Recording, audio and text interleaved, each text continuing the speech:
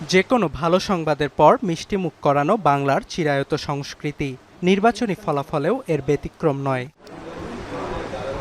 পশ্চিমবঙ্গ বিধানসভা নির্বাচনের আনুষ্ঠানিক ফল গণনার আগেই রাজ্যের মিষ্টান্ন ভাণ্ডারগুলোতে নানা রাজনৈতিক দলের নির্বাচনী প্রতীকের আদলে বিশেষ মিষ্টির পসরা সাজিয়ে বসেছেন কারবারিরা। সবুজ রঙের ঘাসফুল, গেরুয়া রঙের পদ্ম, বামপন্থী লাল ঝান্ডার আদলে কাস্তে হাতুড়ি কি নেই মিষ্টির পসরায়।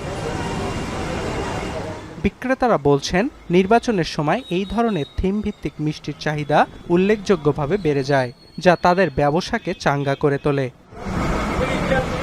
এই বিশেষ মিষ্টিগুলো কেবল রাজনৈতিক সমর্থকরাই নন, সাধারণ মানুষও এগুলো কিনতে আগ্রহ দেখাচ্ছেন। भाजपा, टीएमसी, सीपीएम, कांग्रेस सबके लोगों का बना हुआ मिठाई मिल रहा है। कितनी बढ़िया बात है। দেখতে তো ভালোই লাগছে, সবাইকে সমান গুরুত্ব দিয়ে রাখা আছে, এটাই দরকার।